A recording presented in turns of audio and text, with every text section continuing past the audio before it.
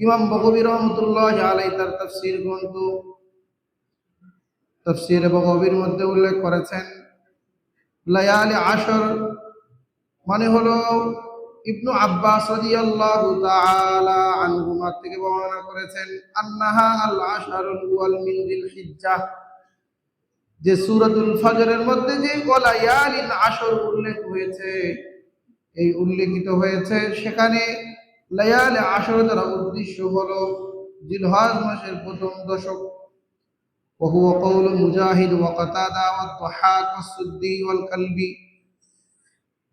যেরকম তাফসীরে কুরতুবী এবং তাফসীরে মাজহারির মধ্যে এসেছে যে ইমাম মুজাহিদ এবং কাতাদা, দহাক, সুদ্দি, কালবি এরা হলো তাফসীরের ইমাম। এরা সকলেই লায়ালি আশরের তাফসীর করেছেন জিলহজ মাসের প্রথম দশক।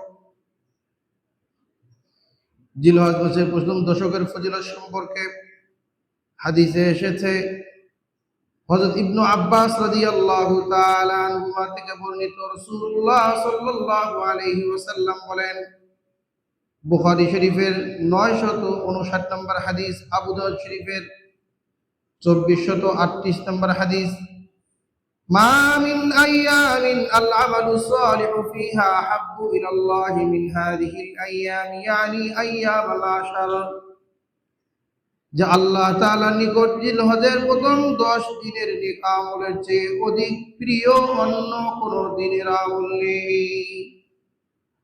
ক্বালু ইয়া রাসূলুল্লাহ, সাহাবায়ে কেরাম নবীজিকে জিজ্ঞেস করলেন, ইয়া রাসূলুল্লাহ ওয়ালাল জিহাদু ফি সাবিলিল্লাহ, যে আল্লাহর রাস্তায় সংগ্রাম করা, জিহাদ করা, এই জিহাদের আমলও কি এই প্রথম দশকের আমলের মতো হতে পারে না?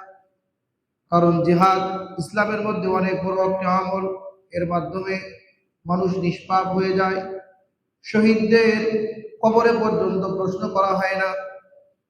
এত ফজিলতপূর্ণ আমলও কি এই জিলহজ মাসের প্রথম দশকের সমতুল্য হতে পারে না? নবীজি বললেন, ওয়ালাল জিহাদু ফি সাবিলিল্লাহ, যে না, জিহাদ ফি সাবিলিল্লাহর সওয়াব এই প্রথম দশকের সমতুল্য হতে পারে না। তবে ইল্লা রাজুলুন খারাজা বিনাফসিহি ওয়া মালিহি ফালাম ইয়ারজি মিন যালিকা বিশাই,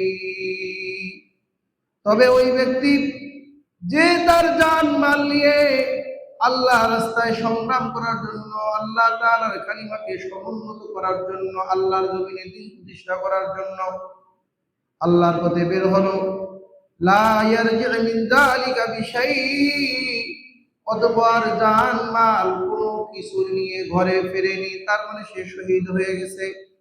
একমাত্র এই শহীদের মর্যাদা, শহীদের আমল, এই সে প্রথম দশকের আমল হচ্ছে শ্রেষ্ঠ। বলুন সুবহানাল্লাহ।